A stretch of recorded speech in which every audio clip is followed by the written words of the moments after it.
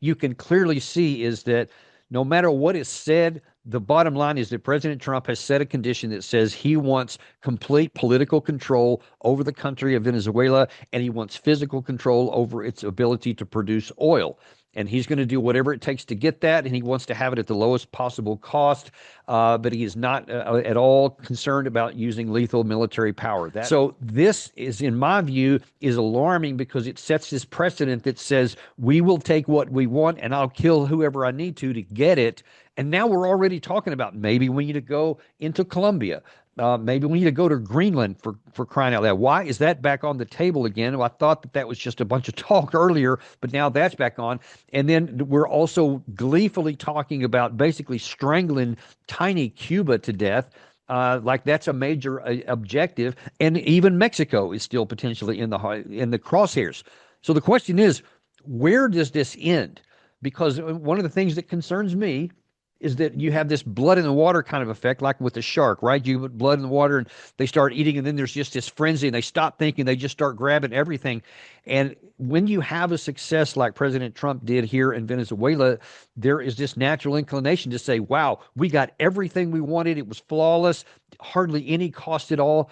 Ooh, what about that one? Let's go get that. I want more here. I want more here. And then you see, especially in the UK, Keir Starmer was asked some pretty hard questions about, are you going to condemn this? And he's muttered and stumbled and wouldn't do it. And some other people and some of the other European leaders, there's really silence on this after, condemning Russia. We saw just for Afghanistan, which was just the Taliban insurgency, we had to have 140,000 active U.S. and NATO active troops on the ground there, 140,000 there. And it was 200 some odd thousand during the insurgency in Iraq. And now you're talking jungles. Now you're talking something like Vietnam. We had 500,000 there. And we know how that turned out. So you're not going to fight that one on the cheap. If you ever decide, and you saw that the Petro, the president of Colombia, said, "Come get me, you coward." So he's mocking Trump right now. And I believe that he probably would fight if we did something. I doubt he's going to roll over like Venezuela did, and probably in part because Venezuela appears to have rolled over, at least to some degree. So if we did that, we would be in a world of hurt militarily because we don't have the number of active troops to do this. And then if you suck all your troops down here, we become vulnerable everywhere else. Europe, Asia. I think this is a combination of ideology or maybe his philosophy.